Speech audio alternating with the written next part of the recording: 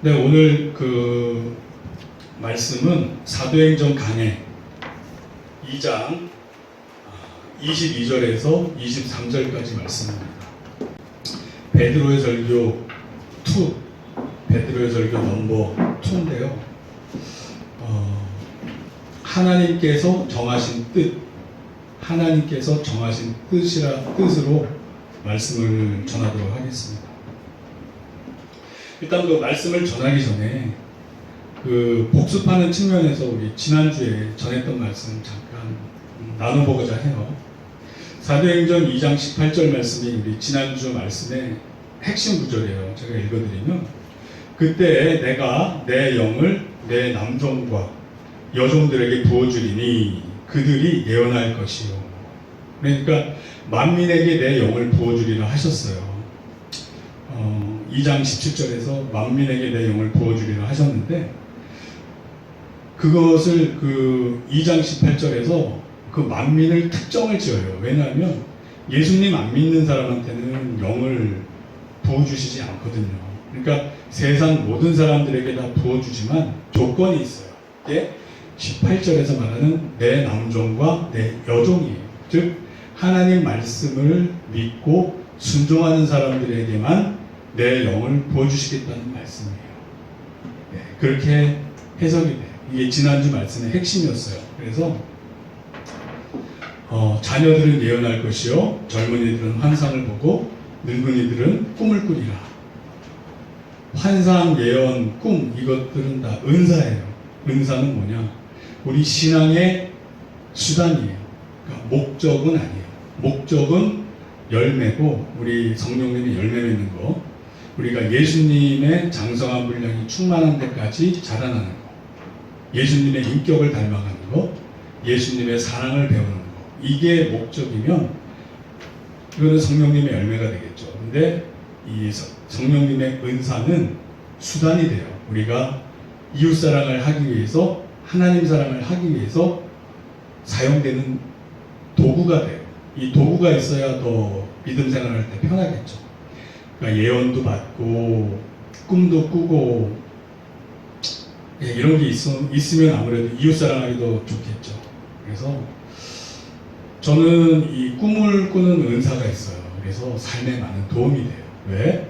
그날 일어날 일들에 대해서 꿈으로 미리 알려주세요. 그러면 그날 안 좋은 일이 딱 내 앞에서 발생이 돼도, 이거 꿈에서 하나님이 이미 보여주신 거, 하나님 계획 안에 이미 있는 거, 내가 당황하거나 화내지 말고 주님의 뜻 안에서 사랑으로 잘 해결하자, 주님의 방법으로 이 상황을 잘 해결하자, 이렇게 반응이 나와요. 그러니까 이 꿈으로 미리 그날 일어날 상황을 예측할 수 있다는 게 제 신앙생활에, 믿음생활에 많은 도움이 돼요. 아멘. 그래서 뭐 사람마다 달라요. 누구는 예언하고, 누구는 꿈꾸고, 누구는 환상을 보고 하니까, 하나님이 주시는 대로, 즉 하나님이 선물로 주시는 거니까 이거는 하나님한테 달려있는 거예요. 주권자가. 그래서 받으시는 분들은 잘 활용을 하시면 되고, 뭐 방언도 다 구하지만 다 받는 건 아니잖아요. 모두 다 방언을 하는 자이겠느냐, 우리 사도 바울 선배님도 얘기하시잖아요. 그러니까 각 사람마다 필요에 따라 은사는 제각각이다. 그래서 하나님께서 주시는 은사에 대해서는 감사함으로 잘 활용을 하면 돼요. 2장 21절에서 지난주에 누구든지 주의 이름을 부르는 자는 구원을 받으리라, 이런 말씀이 있었어요. 누구든지 주의 이름을 부르는 자는 구원을 받으리라. 이거는 요엘서 2장 32절 말씀인데, 요엘서에는 어떻게 되냐면 누구든지 여호와의 이름을 부르는 자는 구원을 얻으리니가 신약에 와서 여호와의 이름을 부르는 자가 아니라 주의 이름을 부르는 자로 바뀌었어요. 그러니까 사도 바울이나 이 누가나 이렇게 동일하게 주의 이름을 부르는 자는 구원을 받는다고 말씀하고 있어요. 원래 요엘서에서는 여호와의 이름을 부르는 자였는데 이게 바뀐 거예요. 이게 뭐를 뜻하냐면, 예수님 당신은 하나님의 본체이십니다. 예수님 당신은 하나님의 본체이십니다. 라는 또 다른 고백인 거예요. 로마서 10장 13절 말씀에 누구든지 주의 이름을 부르는 자는 구원을 받으리라. 예, 사도 바울 선배님도 요엘서를 왜 모르겠어요. 이 율법 학자가. 그런데 여호와의 이름을 주의 이름으로 바꿔버려요. 그리고 누가도 그래요. 이 누가가 베드로의 설교를 옮긴 거예요. 그러니까 누가가 적었지만 베드로나 사도 바울이나 요엘서를 다 알고 있었고 여호와의 이름을 주의 이름으로 바꿔서 해석을 하는 거예요. 그렇게 적용이 되는 거예요. 아멘. 그래서 저도 요즘 느끼는 건데 이렇게 성경을 자꾸 보고 말씀 전하다 보니까 저도 이 과거에 우리 12사도나 제자들과 생각이 막 비슷하게 바뀌는 것 같아요. 네. 자꾸 뭐라 그럴까, 전에는 하나님과 예수님과 성령님을 물론 삼위일체로 이해하고 있었지만 왠지 모르게 내 자신이 이렇게 좀 구별을 했던 것 같아요. 하나님은 아버지, 예수님은 아들, 성령님은 그분들의 영, 이렇게 좀 나눠서 생각을 했는데 저도 모르게 시간이 갈수록 그냥 예수님 그 분 자체에 대해서 그냥 하나님의 성품, 하나님의 인격, 하나님의 본질이라는 생각이 들어가면서 제 스스로가 하나님과 예수님을 구분을 잘 안 하게 돼요. 과거에 우리 사도 선배님들죠. 그러니까 이게 믿음의 성장 같아요. 믿음의 성장 같아요.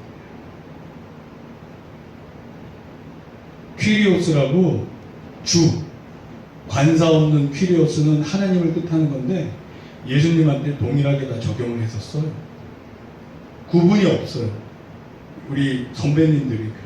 그분들의 신앙 고백이 그래요. 그래서 저도 그러니까 너무 인간적인 삶 속에서 아버지, 아들이라는 개념 속에서 우리는 이 세상 삶 속에서 이렇게 구분된 삶 속에서 살아왔잖아요. 거기에 익숙하다 보니까 아버지 하나님, 아들 예수님을 우리 인간적 관점에서 너무 구별하려고 했던 것 같아요. 제 스스로가. 근데 이게 시간이 갈수록 무의미하다. 그리고 인간적인 관점에서 제가 느꼈던 아버지라는 이미지가 있잖아요. 그래서 왠지 예수님 그러면 포근하고 따뜻하고 이런 느낌이 있었는데 하나님 아버지 그러면 왠지 무섭고 거리가 먼 사람 이렇게 저는 느꼈어요. 근데 이제는 안 그래요. 예수님과 하나님과 동일 본질이시니까 하나님 아버지를 생각해도 부드럽고 따뜻하고 포근하신 나를 안아주시는 분, 예수님과 같은 분으로 이해가 되기 시작해요. 그러니까 제가 하나님 앞에서 좀 더 인간적으로 더 다가갈 수 있게 돼요. 하나님 앞에서 좀 더 애기처럼 굴게 돼요. 어린아이와 같지 아니하면 천국에 들어갈 자가 없다고. 전에는 왠지 모르게 하나님 앞에서 내 스스로 격식을 차리려고 그러고 뭔가 좀 갖춰서 하나님 앞에 보이려고 했는데 그게 아니라 그냥 있는 그대로, 연약함 그대로, 부족함 그대로. 그러나 어린아이와 같이 전적인 신뢰와 전적인 의지로 나아가고자 하는 그런 마음이 생겨요. 그래서 저와 여러분들도 그러니까 육신의 부모님에 대한 어떤 이미지가 좀 개념화돼서 이렇게 자기도 모르게 이렇게 반영이 돼요. 투사가 돼요. 근데 그런 것들이 시간이 지나면서 점점 성경 말씀에 따라 다시 이해하시기를 축원합니다. 아멘. 그래서 저는 과거에는 하나님이 좀 엄격하고 무섭고 거리가 좀 있는 분으로 인식하다가 시간이 갈수록 점점 부드럽고 따뜻하고 독생자 아들까지 나를 위해서 십자가에 달리도록 태초에 계획하신 분이라는 게 좀 체감이 되고 있어요. 영적으로, 본적으로. 아멘. 아멘. 할렐루야. 그러니까 여러분들도 혹시 육신의 아버지에 대한 이미지가 이렇게 투사되는 분이 있다면 의식적으로 성경 말씀을 보면서 바꾸도록 해보세요. 바뀌어요. 말씀을 읽으면서 성령님께서 자꾸 내 안에서 작업을 하셔요. 관점을 바꿔주셔요. 그래서 제가 과거에 느꼈던 하나님보다 요즘 느끼는 하나님은 훨씬 더 따뜻하고 부드러운 분이라는 인식, 느낌이 있어요. 할렐루야. 저 여러분들에게 이런 축복이 있을지어다. 할렐루야. 그 한국 사람들은 좀 약간 가부장적인 환경 속에서 크신 분들이 많아서 저하고 비슷하신 분들이 많을 거예요. 그래서 이런 부분이 잘 극복되어지기를 바랍니다. 그리고 오늘 본문 사도행전 2장 22절 말씀을 보면 제가 읽어드릴게요. 이스라엘 사람들아 이 말을 들으라. 너희도 아는 바와 같이 하나님께서 나사렛 예수로 큰 권능과 기사와 표적을 너희 가운데서 베푸사 너희 앞에서 그를 증언하셨느니라. 아멘. 그러니까 이제 예수님으로 말미암아 큰 권능과 기사와 표적을 보여주셨다고 그래요. 우리에게 보여주셨다고 그래요. 이게 저는 과거에는 2000년 전에 막 먼 나라 얘기같이 그런 느낌이 있었어요. 믿었지만 막 내 현실에 체감이 안 됐는데 요즘은 이게 막 나의 삶에 같이 이런 내 이 현 세대에 같이 살면서 벌어졌던 일같이 막 느껴져요. 요즘은. 제가 비정상인가요? 그만큼 이 예수님의 이 과거의 행적들이 리얼하게 받아들여져요. 리얼하게 느껴져요. 좀 뭔가 저도 막 이 영적 상태가 바뀌고 있어요. 저도. 그래서 저와 같이 여러분들도 이런 축복이 있기를 원합니다.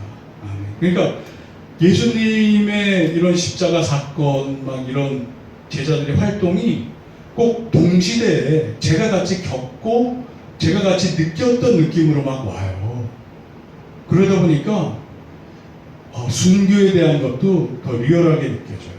순교. 이분들 다 순교하셨잖아요. 사도 요한 빼고. 이 시대에, 동시대에 우리도 순교할 환경으로 갈 수도 있잖아요. 미래는 우리가 알 수 없는 거니까. 그러니까 막 그런 상황들이 막 리얼하게 저한테 와닿아요. 이분들의 삶이. 그동안 우리 예수 믿는 삶은 너무너무 평안하고 좋았어요. 너무너무 평안하고 좋았어요. 교회가 전 세계를 거의 통합하고 영적 파워를 가지고 이끌어왔어요. 사실상 여러 가지 종교가 있지만 대부분의 선진국들은 다 기독교 국가였고 파워 엘리트 나라들은 다 기독교 국가였잖아요. 세계를 선도해 왔어요. 근데 이게 마지막 때가 갈수록 기독교가 꺾여요. 그리고 요한계시록에 따르면 적그리스도와의 이 전쟁에서 성도가 진다고 나와 있어요. 그러니까 그 전까지는 교회와 적그리스도 세력과 끊임없는 투쟁 관계에 들어가는 거예요. 이제부터 투쟁 관계에 들어갔다가 어느 순간 적그리스도가 승리하고 이제 기독교 신자들은 순교를 하거나 휴거를 당하거나 그런 상태가 되겠죠. 그런 상태가 되겠죠. 요즘 세상 돌아가는 게 급박하게 돌아가요. 긴박하게 돌아가요. 그래서 지금부터는 마음의 준비를 하세요. 주님, 언제 오실지 모르겠지만 내가 담대히 주님 앞에 마라나타, 주여 오시옵소서 말할 수 있을 정도로 내가 스스로 좀 정결하게 내 신앙과 믿음을 뒤돌아보면서 잘 준비되시기 바랍니다. 아멘. 아멘. 할렐루야. 그렇습니다. 그래서 이 초대교회 분들 막 그 핍박받는 과정 속에서도 평안과 기쁨 속에서 사셨다는 게 너무나도 은혜가 돼요. 너무나도 은혜가 돼요. 저는 요즘 이렇게 세상 막 돌아가는 뭐 차별금지법 상정이 돼서 통과되면 뭐 어쩌고저쩌고 막 이런 거 들을 때마다 과거에 우리 믿음의 선배님들은 훨씬 더 핍박받는 상황에서 순교당하는 상황에서 어떻게 그 신앙을 지키며 평안과 기쁨을 누렸을까? 대단하시다. 그리고 다시 보게 돼요. 이 사도행전을 읽으면서 그분들이 존경스럽게 보이고 다시 보게 되고 우리도 이 초대교회 이분들처럼 그렇게 준비가 되어져 나가야겠구나. 이런 생각이 들어요. 아멘? 아멘. 그러니까 이분들은 눌리지 않았어요. 막 염려, 걱정, 근심 이런 거 눌리지 않았고 성령님으로 말미암은 하나님 나라를 누렸어요. 의와 평강과 희락을 누렸어요. 감옥에 갇혀서도 찬송하고 사도 바울 선배님은 순교당할 거 알면서도 스스로 예루살렘으로 자체해서 떠나고 뭐 염려, 근심, 걱정, 세상 이런 거에 눌리지 않고 하나님께 영광 돌리며 찬송하며 자신의 사명, 본분을 향해 쭉 달렸어요. 우리의 미래의 모습이 이렇게 될 줄로 믿습니다. 아멘. 아멘. 아멘. 아멘. 자, 그 예수님께서 22절을 보면 큰 권능과 기사와 표적을 보여주셨다고 그랬는데 그럼 예수님께서 보여주신 가장 대표적이고 핵심적인 권능과 기사와 표적이 무엇이겠습니까? 무엇일까요? 네, 제가 바로 답변을 해드리겠습니다. 마태복음 12장 39에서 40절 말씀에 예수께서 대답하여 이르시되 악하고 음란한 세대가 표적을 구하나 선지자 요나의 표적밖에는 보일 표적이 없느니라. 즉 가장 대표적이고 핵심적인 표적, 기적, 이적, 권능은 바로 요나의 표적인 거예요. 40절에 보면 요나가 밤낮 사흘 동안 큰 물고기 뱃속에 있었던 것 같이 인자도 나 예수 그리스도도 밤낮 사흘 동안 땅속에 있으리라. 아멘. 그러니까 이게 가장 대표적인 이제 표적이 돼요. 다른 것들은 다 뭐 하나님이 보내주신 독생자, 그분의 아들 되신 분이라는 걸 보여주기 위해서 또 여러 가지 표적 이적이 다 있지만 가장 핵심적이고 대표적이고 우리의 구원을 위해서 필요했던 것, 십자가에 달려서 돌아가신 것에서 끝났으면 아무것도 아니잖아요. 하나님의 아들이라는 하나님의 본체라는 증명이 되질 않아요. 그러나 다시 살아나셔서 부활승천하셨기에 이분은 하나님이시구나, 하나님의 아들이셨구나, 우리의 구원자셨구나가 증명이 되는 거예요. 그 순간. 그래서 이게 요나의 기적이 대표적인 기적, 대표적인 표적이 되는 거예요. 아멘이죠? 네, 아멘. 23절 그가 하나님께서 정하신 뜻과 미리 아신 대로 내준 바 되었거늘 너희가 법 없는 자들의 손을 빌려 못 박아 죽였으나. 자, 여기 아주 중요한 말이 나와요. 그가, 즉 예수 그리스도께서 하나님께서 정하신 뜻에 따라 하나님께서 정하셨대요. 그리고 미리 아신 바대로 다 알고 계셨대요. 내준 바 되었거늘, 즉 예수님의 십자가 대속 사역은 하나님의 정하신 뜻이요 이미 알고 있었던 내용이라는 거예요. 그래서 여기서 우리가 이 부분에서 점검해야 될 부분 한 3가지 부분만 제가 말씀드릴게요. 첫째는 예수님께서는 버릴 권세와 다시 얻을 권세를 갖고 계십니다. 그러니까 예수님께서는 예수님께서는 스스로 목숨을 버릴 권세와 다시 얻을 권세를 갖고 계십니다. 이것이 바로 아버지의 뜻이래요. 요한복음 10장 18절 말씀을 읽어드리면, 이를 내게서 빼앗는 자가 있는 것이 아니라 내가 스스로 버리노라. 이 예수님의 말씀이에요. 내가 스스로 십자가를 지노라. 내가 스스로 자처해서 지노라. 히브리서에 보면 기쁨으로 주신다고 그러죠. 우리를 구원하실 거를 기뻐하셨어요.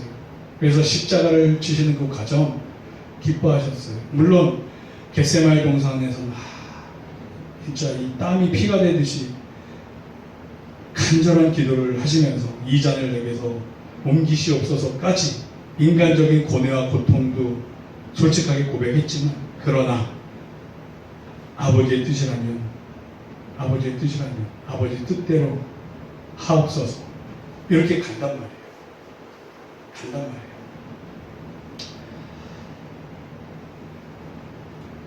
이를 내게서 빼앗는 자가 있는 것이 아니라 내가 스스로 버리노라. 나는 버릴 권세도 있고 다시 얻을 권세도 있으니. 그러니까 예수님께서는 스스로 버리셨고 다시 얻으셨어요. 다시. 이게 중요한 거예요. 이게. 다시 얻을 수 있는 권세가 중요해요. 다시 얻을 수 있는 권세. 이 계명은 내 아버지에게서 받았노라 하시니라. 그러니까 우리도 살면서 그럴 때가 있잖아요. 뭔가 또 내려놨다가, 그죠?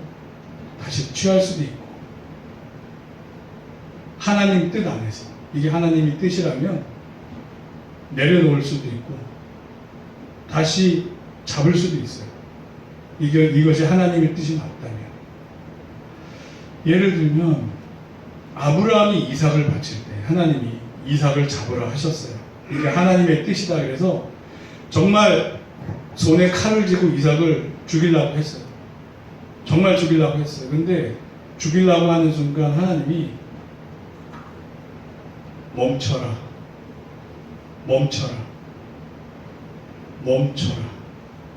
그래서 거기서 스톱을 하고 하나님께서 준비하신 양을 잡아서 바친단 말이에요. 그러니까 우리가 항상 깨어 있어야 돼요.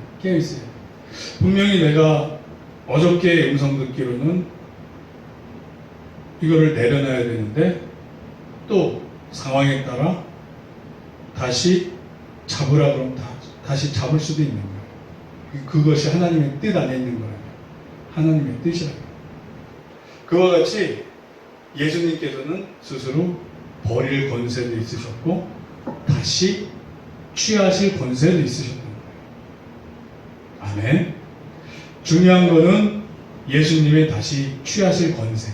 이게 없었으면 하나님의 아들도 아니셨고 하나님의 본체도 아니셨고 우리의 구원도 없는 거예요. 사실상 우리의 구원이 있기 위해서는 하나님이 다시 취하는, 예수님이 다시 취하는 그런 역사가 있어야만 됐었다. 아멘.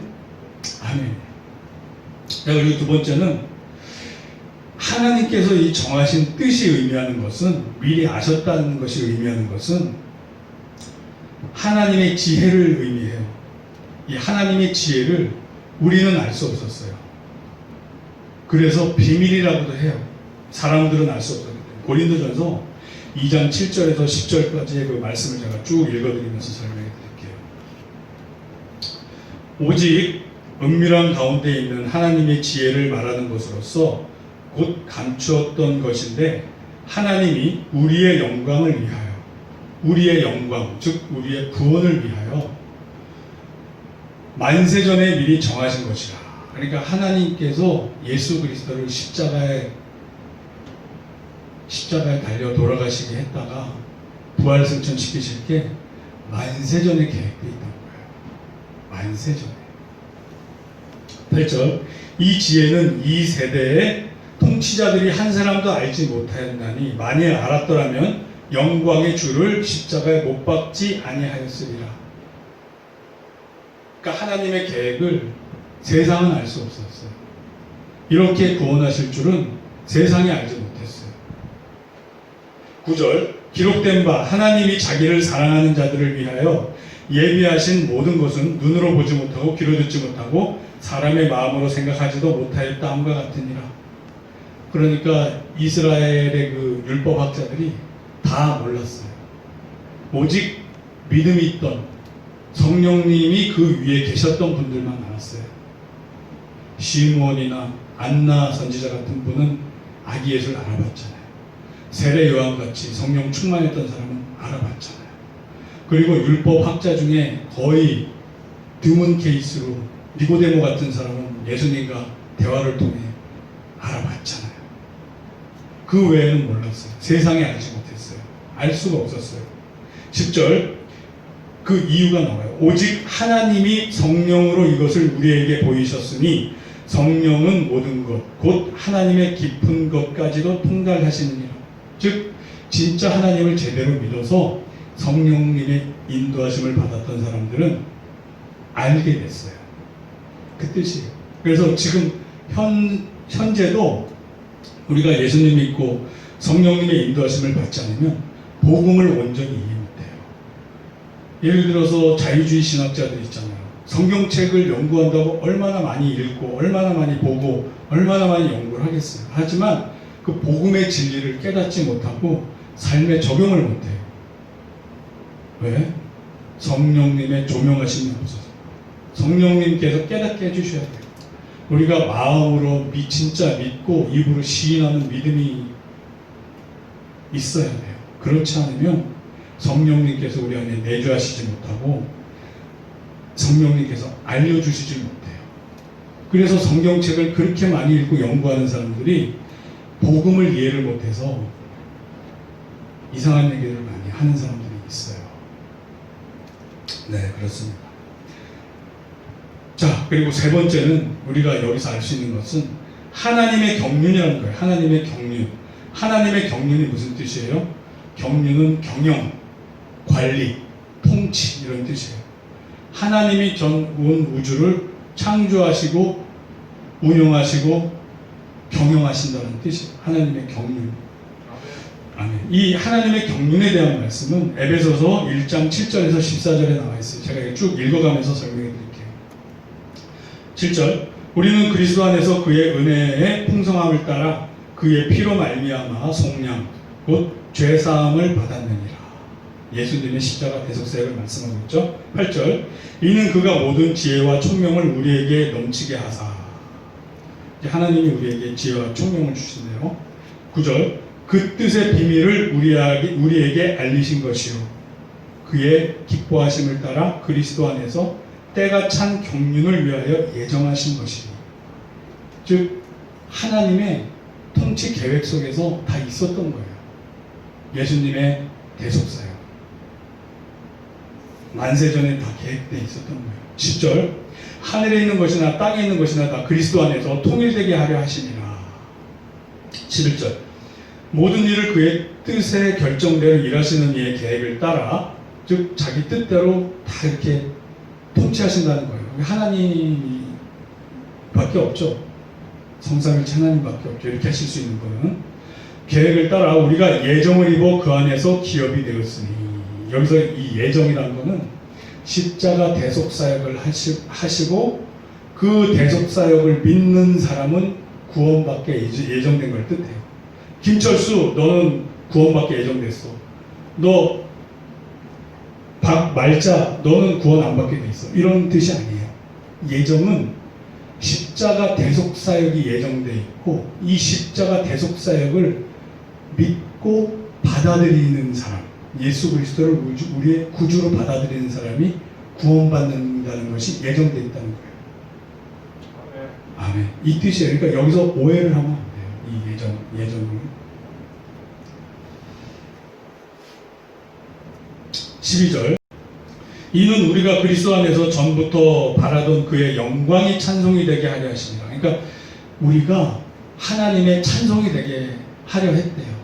그러니까 우리가 그분의 산 제사가 되어야 되고 그분의 찬송이 되어야 돼요. 우리 삶 자체가 찬송이 되어야 되는 거예요. 13절. 그 안에서 너희도 진리의 말씀 곧 너희의 구원의 복음을 듣고 그 안에서 또한 믿어 약속의 성령으로 인치심을 받았으니. 그러니까 성령님이 우리 안에 계시면 이제 구원의 보증이 되시는 거예요. 14절. 이는 우리 기업의 보증이 돼서, 우리 기업의 보증이 뭐예요? 우리 구원의 보증이 되신다는 뜻이에요. 성령님께서 그 얻으신 것을 성령하시고 그의 영광을 찬송하게 하려 하시니라. 우리 자체가 하나님의 찬송이 되어야 되고 우리가 또 하나님의 영광을 찬송하게 하시길 원해요. 이사야서에 나오잖아요. 이스라엘 백성을 진 게 내가 이 백성으로 말미암아 찬송을 받게 하려 하기 위함이라. 똑같아요. 우리도 다 영적인 이스라엘이잖아요. 영적인 아브라함의 후손이 됐잖아요. 우리의 삶의 목적은 우리 스스로가 찬송이 되는 거고 그분의 영광을 찬송하는 거예요. 아멘. 아멘. 할렐루야. 자, 그래서 우리가 오해하면 안 돼요. 그러니까 사람들이 오해할 수가 있어요. 예수님께서 십자가에 박혀 돌아가신 게 사탄의 계략에 속아서 그랬다, 막 이렇게 오해하면 안 돼요. 성경은 태초부터 하나님의 계획이었다 얘기를 해요. 사탄한테 속거나 사탄한테 넘어간 게 아니에요, 절대. 하나님의 계획 경륜 안에서 계획됐던 일이에요. 단 사탄은 도구로 쓰였어요. 악한 도구. 예수님이 십자가에 박혀 돌아가실 때 사용된 도구. 예를 들어서 아수르나 바벨론이나 북이스라엘이나 남유다가 하나님한테 불순종했을 때 채찍으로 악한 도구로 쓰임 받았잖아요. 하나님의 통치 안에서 쓰임 받았어요. 그리고서 하나님이 악한 도구를 쓴 다음에 그 악한 도구는 다시 다 멸망시켜요. 징계를 시켜요. 악한 도구를 썼지만 악하기 때문에 그거에 대한 징계를 해요. 그러니까 사탄이 하나님의 악한 도구로 사용됐지만 결국에는 마지막 때는 불못에다 들어가게 되어 있는 신세가 되는 거예요. 이게 하나님이 전 우주 세계를 통치하는 거예요. 그래서 우리가 말세에 아무리 악한 세력들이 설치고 날뛰어도 두려워할 게 없는 거예요. 왜? 우리의 머리 대신 예수님이 다 이겼고 우리의 갈 길은 너무나도 명확한 승리의 길이고 하나님과 영생이 너무나도 명확하기 때문에 그렇기 때문에 우리 이 과거의 선배님들은 목숨이 경각이 달리는 그 상황 속에서도 찬송을 하시는 거예요. 찬양하라 내 영혼아. 성령님으로 말미암은 의와 평강과 희락이 우리를 주장하시는 거예요. 아멘. 이게 하나님 나라예요. 이 땅에서 누리는. 이게 연결돼서 저 천국에 또 이어져 가겠죠. 할렐루야. 자, 그래서 우리는 선한 도구로 사용받아야 돼요. 사도 바울이나 12사도와 같이 선한 도구로 사용받아야 돼요. 악한 도구로 사용되면 안 되잖아요. 그러니까 예수님도 유다를 보면서 너는 태어나지 않느니만 못하다 그리고 마음 아파하셨어요. 그 제자를 사랑하시되 끝까지 사랑하셨다고 했는데 유다가 예수님에 대한 믿음만 있었다면 자살 안 하고 베드로도 배신 때렸는데 자기도 배신 회개하면 됐지. 왜 자살해서 죽어서 예수님이 너는 태어나지 않느니만 못했다라는 안타까움의 말씀을 하게 하냐고요. 그러니까 우리도 연약하고 부족해요. 우리의 정체성은 항상 연약하고 부족해요. 내가 스스로 의인이라고 판단하는 순간 나도 모르게 상대방을 정죄하는 입장에 가요. 왜? 나는 의인이니까. 남을 판단할 만한 위치야. 과거에 율법학자 바리새인들이 그랬어요. 그러니까 우리는 항상 나의 정체성을 잃으면 안 돼요. 언제 넘어질지 모르는 연약한 자, 부족한 자, 죄인. 그러나 거기에 머무르면 안 되죠. 예수님이 넘어졌던 베드로한테 와서 어떻게 회복시키세요? 내 어린 양을 먹이라. 내 양을 치라. 내 양을 먹이라. 그러니까 사명을 주시면서 회복시키세요. 사명을 주시면서. 그래서 평신도도 만인 제사장이잖아요. 누구나 다 주님이 주신 사명이 있고 역할이 있어요. 그 사명에 충실하게 순종해 나갈 때 이 사탄의 도전들을 하나하나 꺾어 나가고 이겨나갈 수 있게 돼요. 내 영성이 강화가 돼요. 아멘? 아멘이에요. 그거는 제가 제 자신을 돌아봤을 때 너무나도 명확해요. 제가 제 자신을 돌아봤을 때 순종하기 전과 순종해서 신학하고 주의 종길로 들어온 이후와 또 주의 종길로 들어오고 또 하나님이 응답을 주셔서 교회를 개척한 이후와 제가 저를 봤을 때 많이 바뀌고 변화가 됐어요. 믿음의 폭이 많이 넓어졌어요.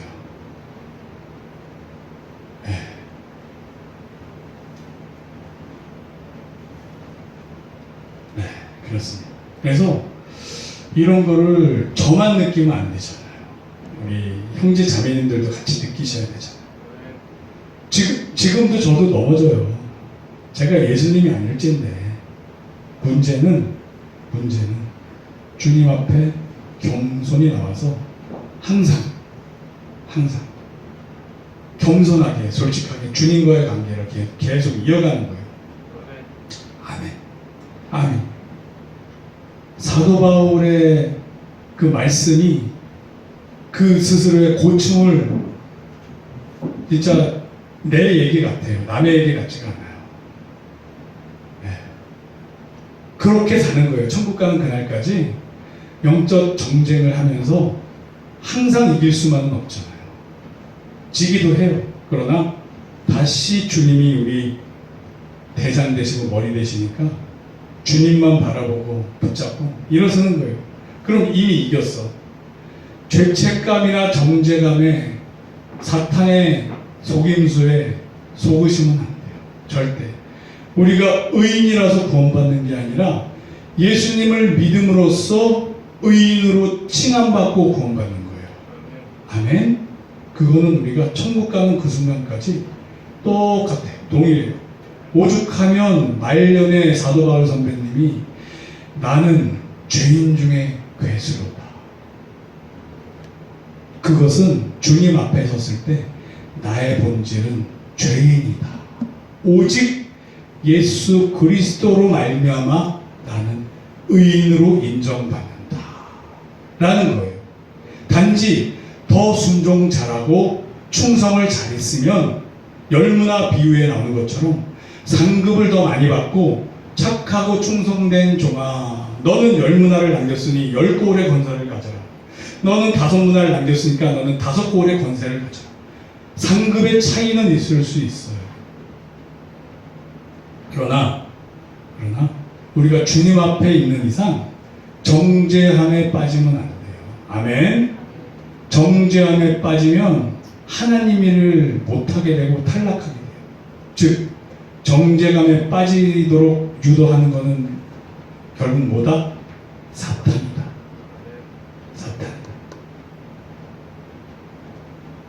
제가 예수님 같았으면 벌써 부활승천했겠죠.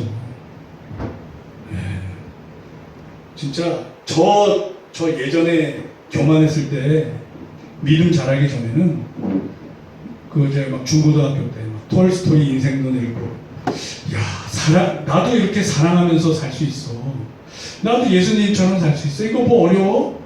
나 의인인데 막 혼자 착각하고 그런 시절이 있었어요. 그런데 인생을 살면 살수록 예수님 믿을수록 나는 진짜